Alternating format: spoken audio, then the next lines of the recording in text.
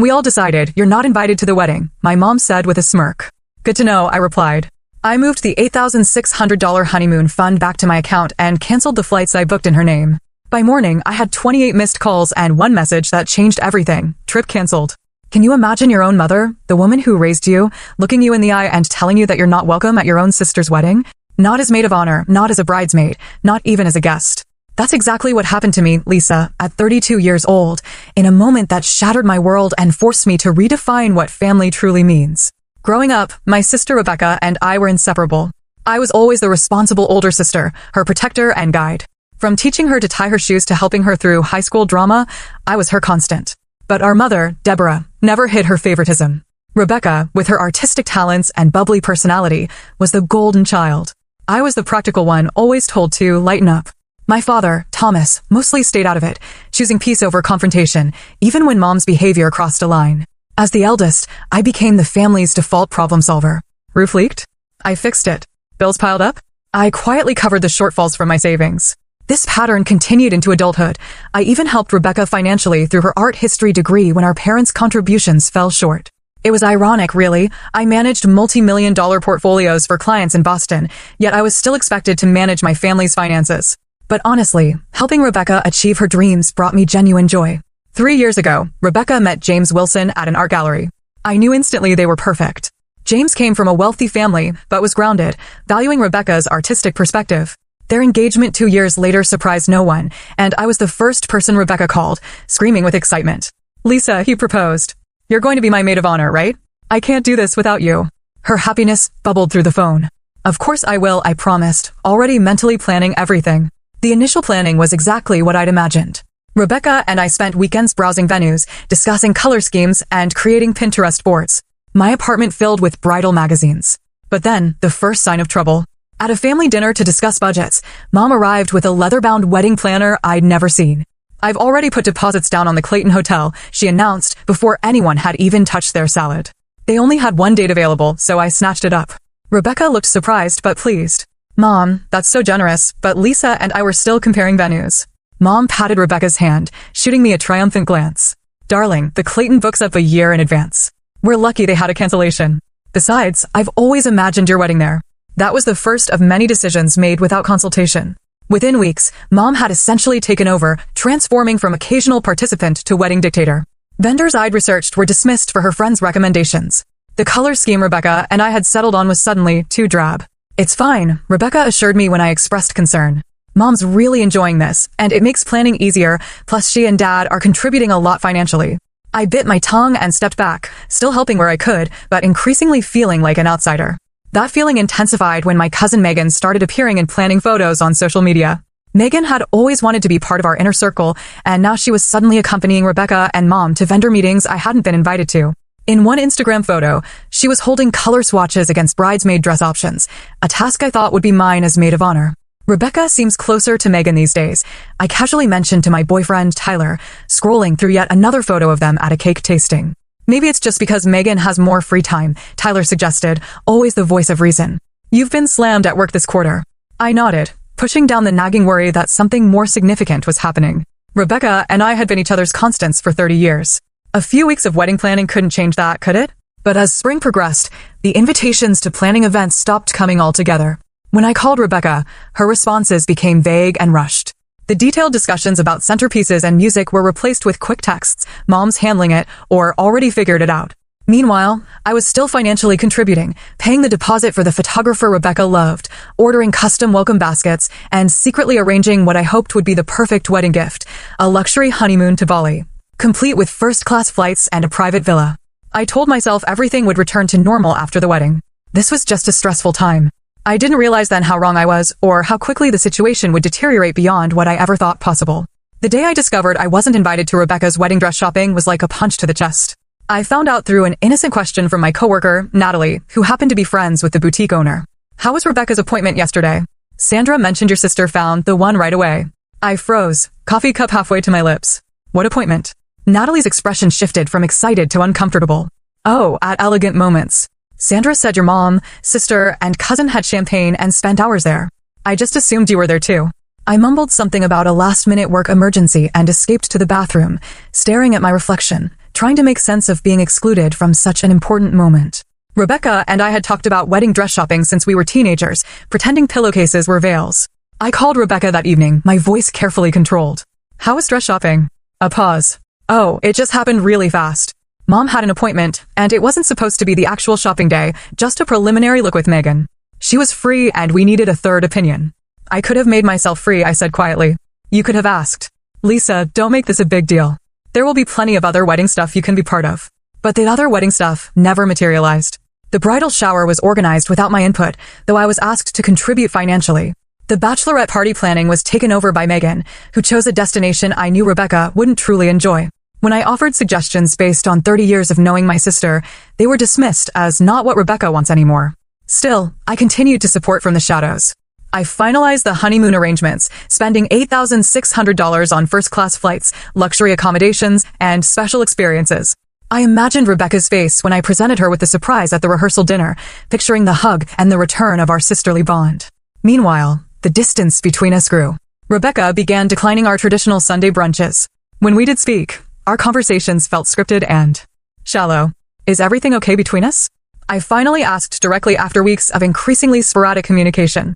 Everything's fine. I'm just super busy with wedding stuff, she replied, not quite meeting my eyes. Mom's been amazing handling all the details. At a family gathering in May, just 2 months before the wedding, I overheard a conversation that made my blood run cold. I had stepped into the kitchen to refill my water glass when I heard my name from the adjacent dining room. Lisa's always been difficult, my mother's voice carried clearly. Rebecca's finally seeing it now. Always has to control everything, make everything about her accomplishments. It must be hard for Rebecca, Megan responded, her voice dripping with fake sympathy. Especially during her wedding, when she should be the center of attention. Exactly, Mom said. That's why we've had to minimize her involvement, for Rebecca's sake. I stood frozen, water overflowing my glass as their words sank in. My own mother was actively working to exclude me from my sister's wedding, painting me as some sort of attention-seeking monster to anyone who would listen. That night, I broke down to Tyler, finally voicing the fears I'd been suppressing for months. What if they don't even want me at the wedding anymore?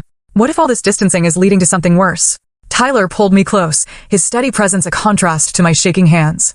That's not possible. You're Rebecca's sister, and you've done nothing but support her. But what if Mom has convinced her otherwise? You don't know how persuasive she can be, how she twists things.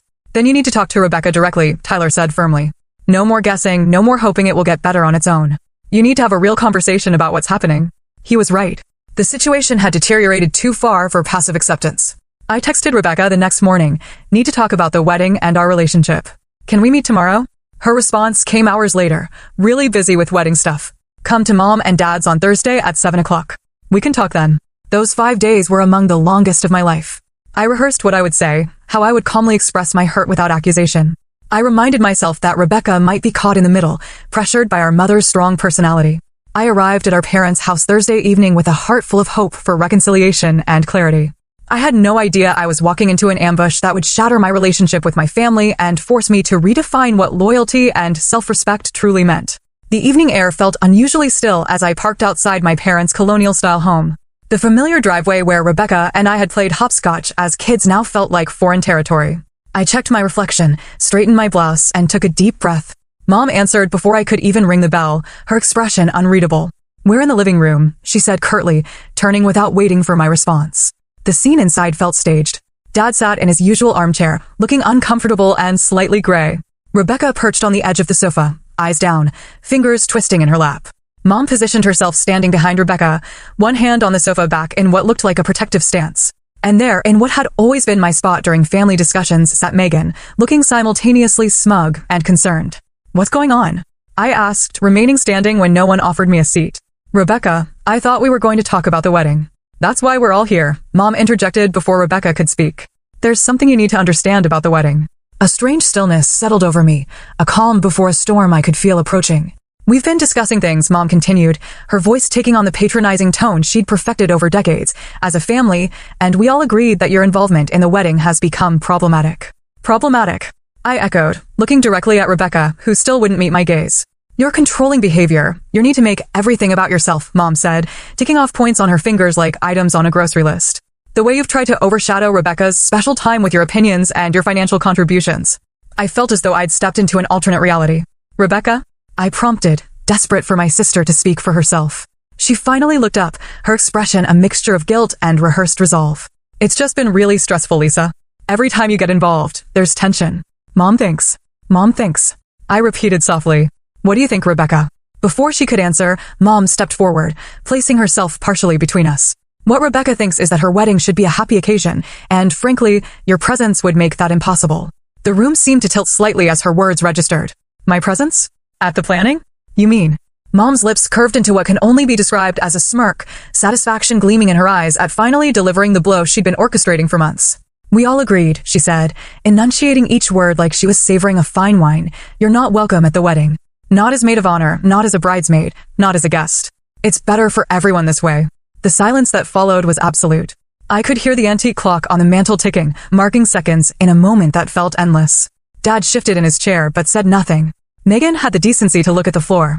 And Rebecca, my sister, my best friend since her first breath, sat in complicit silence, effectively ending 30 years of sisterhood. I see, I said finally, surprised by the steadiness of my own voice. And when was this decision made? We've been moving this direction for months, Mom replied, clearly pleased by my calm reaction, mistaking shock for acceptance. Rebecca asked Megan to be her maid of honor weeks ago. We just needed to make it official. I turned to Megan, who now met my gaze with a challenging look. Congratulations, I said flatly. It's nothing personal, she replied, the lie transparent. I almost laughed at the absurdity. Nothing personal about replacing me in my sister's wedding? In my sister's life? Rebecca, I tried one more time. Is this really what you want? Mom answered again. Rebecca wants a drama-free wedding. You've always been too controlling, too opinionated. Everything has to be your way. The venue wasn't good enough. The caterer wasn't up to your standards. That's not true, and you know it. I interrupted, feeling the first crack in my composed facade. I've supported every decision, even when I wasn't consulted. I've contributed thousands of dollars without being asked. See, there it is. Mom pointed accusingly. Throwing your money in our faces. Using your financial contributions to control the wedding. That's exactly why you can't be there. I looked at my father, silently pleading for him to say something, anything. He met my eyes briefly, then looked away, his lifelong pattern of avoiding conflict winning out even now. A strange calm settled over me then, a clarity cutting through the hurt and confusion. This wasn't a misunderstanding. This wasn't something that could be fixed with a heart-to-heart. This was a carefully orchestrated exclusion, months in the making. Good to know, I said simply. I turned and walked toward the door, my movements mechanical. Behind me, I heard Rebecca call my name once, softly, but no footsteps followed. No one tried to stop me. The drive home passed in a blur. Streetlights smeared like watercolors as unexpected tears filled my eyes. I pulled over twice when the road became too blurry to navigate safely. My phone buzzed repeatedly with incoming texts, but I couldn't bring myself to look at them. When I finally reached my apartment, Tyler was waiting, his face full of hopeful expectation that crumbled the moment he saw me. What happened? He asked immediately, pulling me into a hug. The whole story poured out in disjointed fragments between sobs. The ambush, Mom's cruel smirk, Rebecca's betrayal, Dad's silence, Megan's triumph. They can't do this, Tyler said when I finished, outrage clear in his voice. You're her sister. You've done nothing but support her. Apparently that doesn't matter, I whispered, emotional exhaustion beginning to set in. Mom's been working on this for months, turning Rebecca against me, making me out to be some kind of villain. What are you going to do? Tyler asked, his hand warm against mine. I stared out the window at the city lights below, feeling hollow yet somehow lighter, as if the worst had happened and now I could begin to rebuild. I don't know yet, I admitted. But I know I deserve better than this. All of this. What I didn't realize then was that the confrontation that evening wasn't the end of the story. It was merely the setup for what would come next, both the depths of betrayal and the unexpected path to healing that would follow. In the coming days, sleep eluded me. I lay awake replaying the scene at my parents' house, analyzing every word, every look, searching for something I might have misunderstood or misinterpreted. But the memory of my mother's satisfied smirk as she delivered her verdict left no room for ambiguity. By 4 a.m., I'd given up on sleep entirely. Sitting at my kitchen table with a cup of tea growing cold beside me, I began to catalog all I had contributed to Rebecca's wedding. The photographer deposit, $2,500, custom welcome baskets, $1,800. The string quartet I'd arranged as a surprise, $1,200. The list grew longer as I remembered smaller expenses, the vintage hairpin, the calligrapher for the place cards. And then, the honeymoon, the crown jewel of my gifts to my sister and James, first-class flights to Bali, $4,200, the private villa with ocean views, $3,800, the special experiences, $600. All told, I'd contributed over $15,000 to a wedding I was now banned from attending. The first light of dawn was breaking when I made my decision. I opened my laptop and navigated to my banking app. With steady fingers, I transferred the $8,600 honeymoon fund back to my personal account. Next, I logged into the airline and resort websites, methodically canceling each reservation. I sent a brief, professional email to the travel agent handling the special experiences, explaining that the plans had changed. My phone had been buzzing intermittently throughout the night, but I hadn't looked at it. Now I checked the notifications. 3 missed calls from Rebecca, 12 from Mom, even 1 from Dad, which was unusual. There were multiple texts, most from Mom, ranging from defensive, "You're making this all about you again," to accusatory, "After everything we've done for you," but nothing that indicated remorse or reconsideration. I made one last call to my credit card company. "I need to report some unauthorized charges," I explained to the representative. "Family members have been making purchases without my permission." It wasn't entirely accurate, but it wasn't entirely untrue either. I'd never explicitly authorized my mother to use my card information for the additional wedding favors she'd ordered or the upgraded linens she'd insisted upon. By 7 a.m., I'd methodically untangled my financial ties to Rebecca's wedding. I sent a brief email to my boss explaining I needed a personal day, then turned off my phone completely. The sudden silence felt both terrifying and liberating. I spent the morning walking through the public gardens, trying to process the magnitude of what had happened. The betrayal felt physical, an actual ache beneath my ribs that intensified with each breath. Rebecca and I had shared everything for 30 years. Secrets, dreams, sorrows, celebrations. How could she sit silently while Mom banished me from her wedding? How could she replace me with Megan of all people? Around noon, I met my best friend, Olivia, for lunch. I hadn't planned to tell her everything, but one look at my face and she knew something was catastrophically wrong. "They did what?" she exclaimed when I finished explaining, loud enough that neighboring tables turned to look. "Your own mother said that to your face?" I nodded, pushing salad around my plate without eating. "And Rebecca just sat there?" Said nothing. Olivia's outrage was validating after hours of self-doubt. She tried to speak once or twice, but Mom kept interrupting, and she didn't stop any of it. I trailed off, the hurt still too raw to articulate fully. Olivia reached for my hand across the table. "Lisa, there's something you should know. I didn't tell you before because I didn't want to upset you, but now I think you need to hear it." My stomach tightened. "What is it?" "Your mom has been saying things about you for months now." Olivia looked uncomfortable. "At Rebecca's engagement party, she told my mother that you were jealous of Rebecca's happiness. And at the Williams dinner party last month, she mentioned how concerned everyone was about your fragile emotional state and how the family was walking on eggshells around you." I stared at her, stunned. "What? Why would she say that?" "I don't know, but she's been planting these little seeds with everyone in your social circle. Small comments, concerned looks, nothing direct enough to seem malicious, just enough to create this impression that you're unstable, somehow difficult." Olivia squeezed my hand. I shut it down whenever I heard it, but I'm not everywhere. My mother's voice echoed in my memory. "Your controlling behavior, your need to make everything about yourself." She hadn't just been turning Rebecca against me, she'd been systematically undermining me with everyone we knew. "But why?" I whispered, more to myself than to Olivia. "What does she gain from this?" "Control," Olivia said simply. "You're successful, independent, financially stable. You have what she never did. My mom always said your mother seemed jealous of you, even when we were kids." The pieces began to align in a new pattern, illuminating decades of small cruelties and manipulations I'd normalized or excused. The times Mom had forgotten to tell me about family events, the backhanded compliments about my career. "It's amazing you've done so well without a husband to support you," the way she subtly reminded Rebecca of every childhood slight while glossing over all I'd done. "I've been so blind," I said finally. "You've been a daughter who wanted to believe the best about her mother," Olivia corrected gently. "That's not blindness, that's love." By the time I returned home that afternoon, I felt different. Still hurt, but clearer about what was happening and what I needed to do. I turned my phone back on and watched as notifications flooded in. 28 missed calls in total, voicemails ranging from my mother's cold fury to my father's uncomfortable attempts at peacemaking.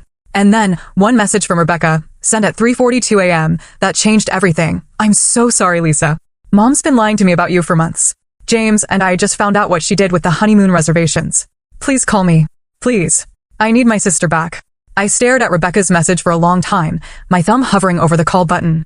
The raw emotion in her text felt genuine, but after months of manipulation and yesterday's brutal confrontation, I wasn't ready to dive back into the chaos without understanding more. The other messages painted a picture of family implosion. Mom's voicemails evolved from righteously indignant, "How dare you cancel the honeymoon after promising it as a gift," to threatening, "You've left me no choice but to tell everyone about your behavior," to an unconvincing attempt at reconciliation. "We can still fix this if you apologize." Dad's messages were fewer and more subdued. "Your mother is very upset," he said in one, background noise suggesting he was calling from his car to avoid being overheard. "I didn't know about any of this until yesterday. Please call when you can." Other family members had begun weighing in too. My Uncle Robert, always Mom's ally, left a stern lecture about respecting parents. My grandmother asked in her wavering voice if I was feeling all right, clearly having received Mom's version of events. But there were unexpected supporters too. Aunt Catherine, who rarely involved herself in family drama, left a surprisingly forceful message. "I've watched your mother do this before, Lisa. She did the same to me with your father. Call me. We need to talk." I decided to start there, calling my father's sister back first. "Oh, Lisa." Aunt Catherine's warm voice filled the line immediately. "I've been so worried. Are you all right?" "Not really," I admitted. "I don't understand what's happening, Aunt Kath. Why would Mom do this?" "Because you threaten her," she said simply. "You always have, since you were little. So capable, so independent. Deborah needs to be needed, to control everything. When that's challenged, she reacts by turning people against you. By banning you from the wedding? It's what she does." Catherine sighed. "She did the same to me when I was your age. Your father and I were always close, but when he met Deborah, things changed. She created conflicts that didn't exist, told your father I'd said terrible things about her. By their wedding, I wasn't welcome either." I sat down heavily, processing this revelation. Dad never told me that. Thomas has always chosen peace over confrontation, especially with your mother. We eventually reconciled, but only years later and never like before. Her voice softened. "But this isn't about old history. This is about stopping the pattern now, before your relationship with Rebecca is permanently damaged." After speaking with Catherine, I called my best friend from college, Andrea, who worked as a therapist. Without breaking confidentiality, she helped me understand the dynamics at play: narcissistic patterns, triangulation, the golden child/scapegoat dynamic that had shaped my relationship with Rebecca since childhood. The most important thing, Andrea emphasized, is protecting your own boundaries while leaving room for Rebecca to find her way back. She's been manipulated too, remember? I was still processing this advice when my phone rang again. "Lisa?" It was James, Rebecca's fiancé. He sounded genuinely distressed. "Thank God you answered. It's been chaos here. Rebecca has been crying for hours." "What happened, James?" I kept my voice neutral, not ready to extend trust. "We found out what your mother's been doing. The lies she's been telling. The emails she altered. Lisa, Rebecca never knew you were excluded from dress shopping. Your mom told her you couldn't make it, showed her texts from you canceling." "What?" "I never sent any texts. We know that now.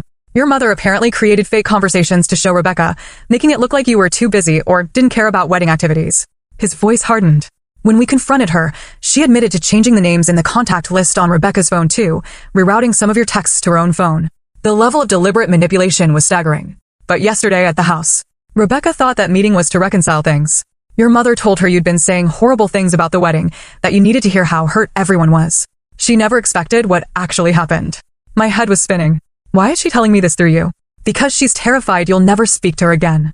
And because... He hesitated. Your mother showed up at our apartment last night after you left.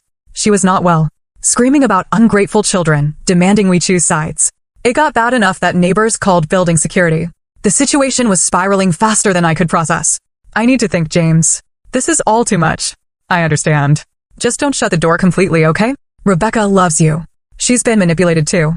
I promised nothing but said I'd be in touch soon." I barely had time to absorb this conversation before my work phone rang. It was Sandra, our office receptionist. "Lisa, I hate to bother you on your day off, but there's a situation here. Your mother arrived about 20 minutes ago, demanding to see you.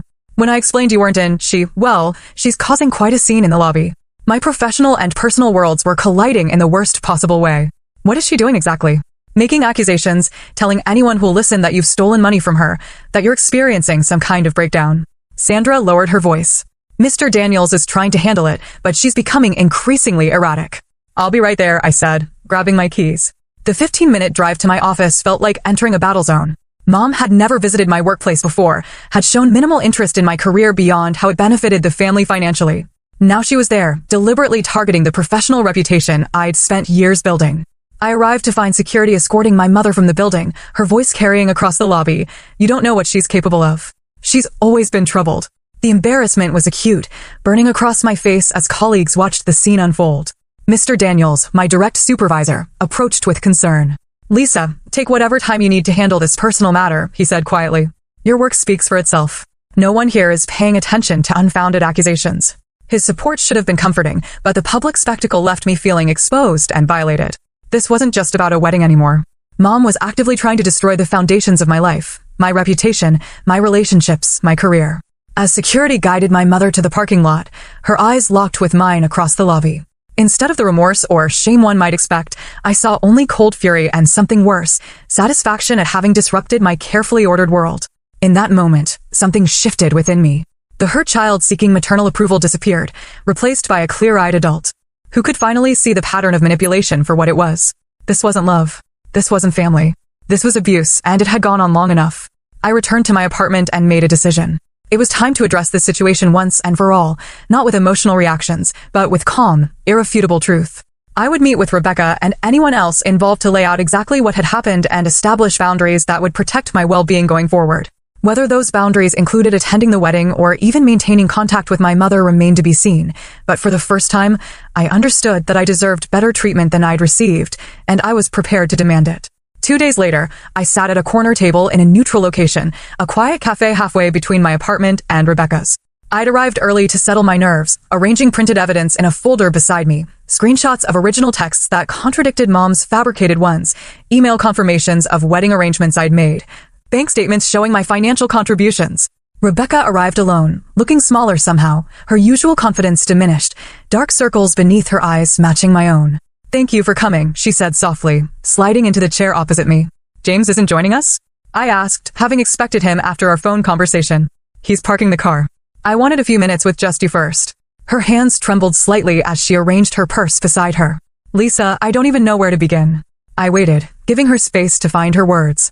This wasn't how I'd pictured our first conversation after the confrontation, but nothing about this situation had followed expected patterns.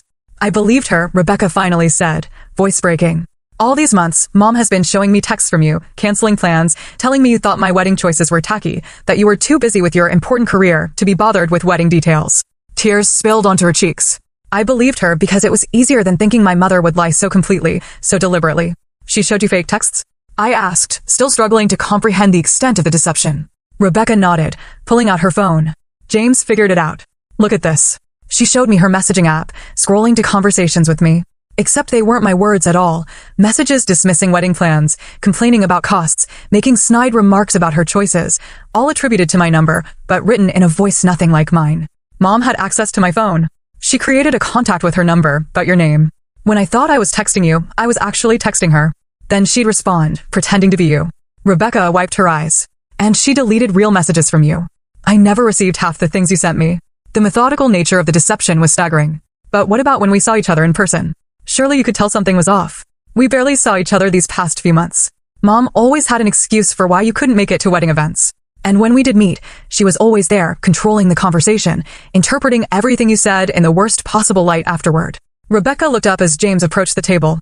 She poisoned everything. James sat down, placing 3 coffees before taking a seat beside Rebecca. "Lisa, I'm so sorry. I should have seen what was happening sooner." "How did you figure it out?" I asked. "The honeymoon cancellation was the tipping point," James explained. "When Rebecca got the notification, she was confused because she didn't even know about the Bali trip. Your mother claimed you had promised this elaborate honeymoon, but canceled it vindicatively after being rightly excluded from the wedding." "But that made no sense," Rebecca interjected. "Why would you spend thousands on a honeymoon for us if you were as resentful as Mom claimed?" "So we started investigating," James continued, checking her phone records, comparing timestamps of messages. Once we started looking for inconsistencies, the whole fabrication fell apart. The final proof came when we found a folder on your mother's tablet. She'd actually been keeping screenshots of fake conversations she created, probably to keep her story straight. I pushed my folder across the table. I brought my own evidence. Bank transfers, original emails, everything. As Rebecca and James reviewed the documents, their expressions shifted from shock to horror to indignation. The contrast between my actual words and actions versus what my mother had portrayed couldn't have been starker. "That day at your parents' house," James said, "Rebecca thought we were meeting to clear the air about miscommunications. She had no idea your mother was planning to ban you from the wedding." I froze, Rebecca admitted, shame evident in her voice. When Mom started saying those terrible things, claiming we'd all agreed, I was in shock. By the time I processed what was happening, you were already gone. Her hand reached for mine across the table. "Lisa, I never agreed to exclude you from my wedding. Never. You're my sister, my best friend. I can't get married without you there." The validation of my experience brought a rush of emotion I hadn't expected. For months, I'd been gaslit into questioning my own perceptions, my own worth in my family. "We need to talk about Mom," I said once I could trust my voice again. "This isn't normal behavior. This is deliberate, calculated manipulation." "It gets worse," James said grimly. "After you left that night, Rebecca confronted your mother. The things she said, the venom, it was like watching someone transform into a different person. Rebecca nodded. She admitted to everything, but with no remorse. She said she was protecting me from your negative influence. When I said I wanted you back in the wedding, she threatened to withdraw all financial support and tell everyone in the family I was having a pre-wedding breakdown. Just like what she's been saying about me, I murmured. Exactly, James confirmed. It's a pattern she uses to discredit anyone who challenges her. We spent the next hour mapping out the full extent of my mother's manipulation, the altered texts, the diverted invitations, the rumors spread throughout our social circle, the financial control. Each revelation built upon the last, creating a comprehensive picture of calculated emotional abuse spanning decades. I've arranged a meeting, I finally said, with Dad, Aunt Catherine, and a few other family members who need to hear the truth. A neutral family intervention of sorts. When? Rebecca asked. Tomorrow evening. Will you come? She nodded without hesitation. Of course. It's time everyone knew the truth. The family meeting the following evening was both difficult and necessary. We gathered in Aunt Catherine's living room. Myself, Rebecca, and James, Dad, Aunt Catherine, and Uncle Paul, and our maternal grandmother, Martha, who had specifically asked to be included after receiving concerning calls from Mom. I presented the evidence methodically, without emotion. The fake texts, the financial records, the witness accounts of Mom's public behaviors. Catherine shared similar experiences from decades earlier. James described Mom's meltdown at their apartment. Dad sat silent throughout most of the presentation, his face growing increasingly gray as the evidence mounted. When he finally spoke, his voice was barely audible. I knew some of it, he admitted. Not the extent, but enough that I should have done something long ago. He looked at me with eyes full of regret. I chose peace over protecting you. I'm so sorry, Lisa. Mom arrived last, having been told this was a wedding budget discussion. Her confident entrance faltered when she saw the assembled group and the evidence spread across the coffee table.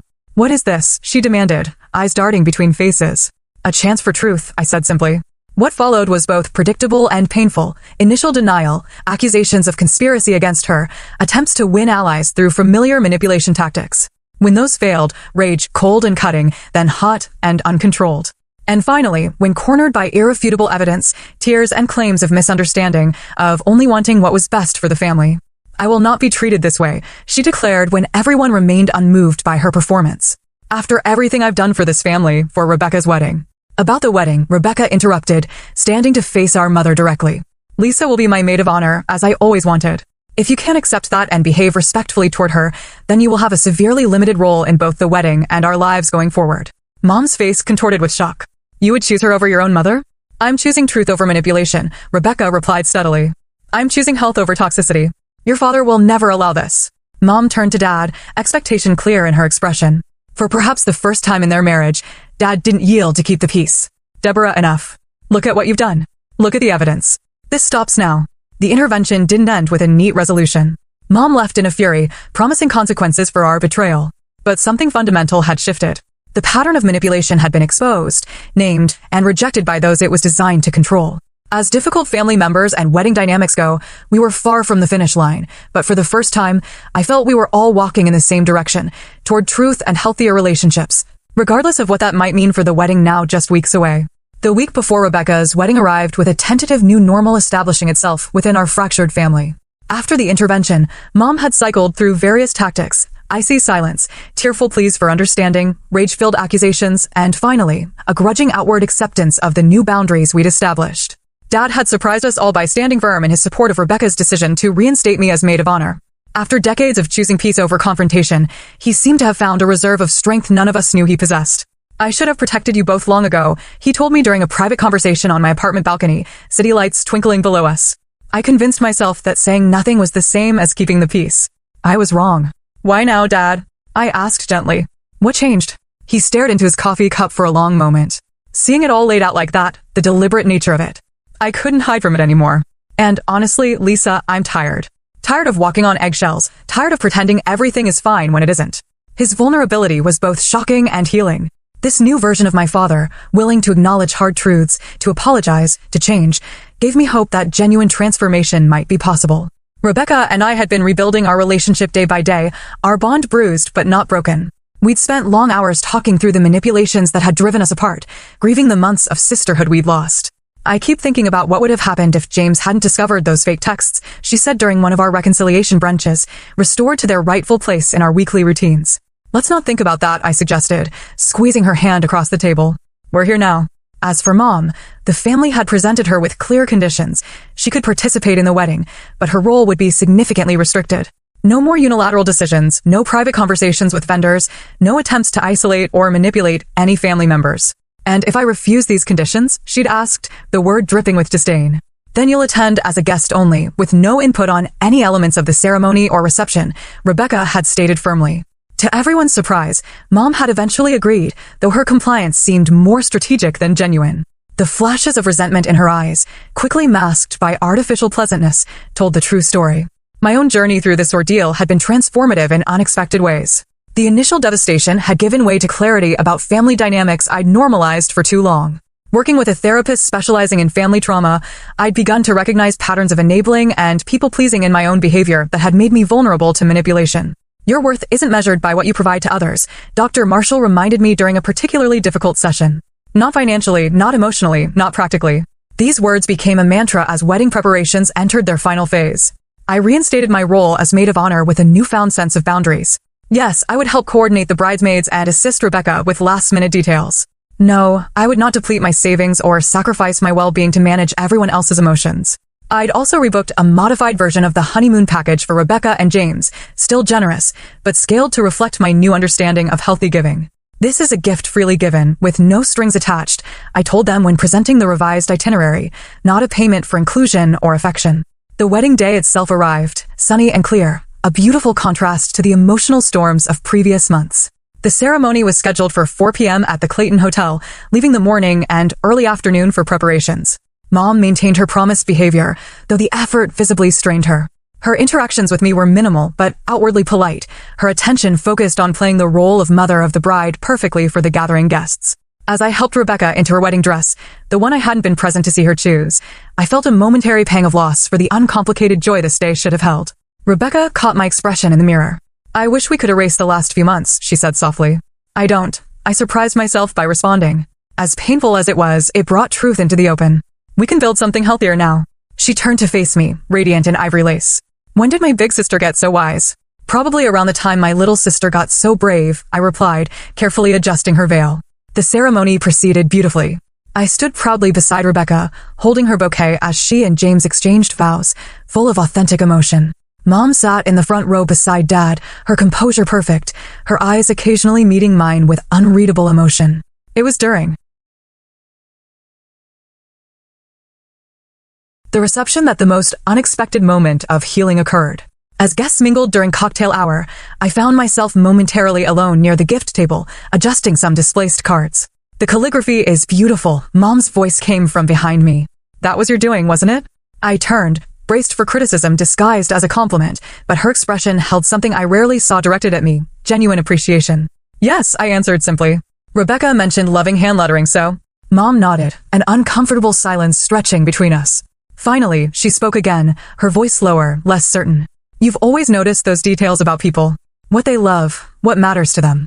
I never had that gift. The admission, so small yet so significant coming from her, left me momentarily speechless. The therapist Catherine recommended, Mom continued, looking anywhere but at me, says I need to practice acknowledging other strengths without feeling diminished by them. A brief, humorless laugh. Apparently, I have work to do in that area. You're seeing a therapist? I couldn't keep the surprise from my voice. Your father insisted, after everything. She trailed off, then squared her shoulders. I don't expect this to fix things between us. I know that will take time, if it's even possible. But I am trying. It wasn't an apology. It wasn't a transformation. But it was a tiny crack in the fortress of denial she'd built around herself, and for today, that was enough. 1 month after the wedding, our family began tentative group therapy sessions. Mom attended reluctantly at first, then with increasing willingness as the framework gave her acceptable ways to express her needs without manipulation. Dad found his voice, gradually speaking truths long suppressed. Rebecca and I strengthened our sisterhood, now built on mutual respect rather than codependent patterns. My own healing journey continued independently as well. I established clearer boundaries in all relationships, not just with family. I learned to recognize when my helping veered into unhealthy territory, and most importantly, I began to value myself apart from what I could provide or do for others. Tyler had been my rock throughout the entire ordeal, his steadfast support never wavering. 6 months after Rebecca's wedding, during a weekend hike to our favorite mountain overlook, he proposed. Yes, I said without hesitation, but with one condition. He raised an eyebrow, waiting. Our wedding planning stays between us. Small committee, clear boundaries. No drama. His laughter echoed across the valley below us. Deal. Life continued to evolve in the years that followed. Mom's progress came in fits and starts, some days showing genuine growth, others falling back into old patterns. Dad discovered a newfound confidence that revitalized not just his marriage, but his long-deferred personal interests. Rebecca and James welcomed their first child, making me an aunt to a little girl whose middle name, Lisa, brought tears to my eyes. And I learned perhaps the most valuable lesson of all, that forgiveness doesn't require forgetting, that boundaries aren't barriers to love, but foundations for its healthiest expression, and that standing firm in your own worth is not selfish, but essential. The journey from that devastating night when my mother said those cruel words, "We all agreed you're not welcome at the wedding," to where I stand now, wasn't direct or easy. It required courage to face painful truths, wisdom to distinguish healthy relationships from toxic ones, and strength to demand the respect I deserved. If you're facing similar family challenges or painful exclusions, remember that sometimes the hardest boundaries to set are the ones that ultimately lead to healing. Your worth isn't determined by others' ability to recognize it, and sometimes, when the door to reconciliation seems firmly closed, it's actually the first step toward opening a healthier one.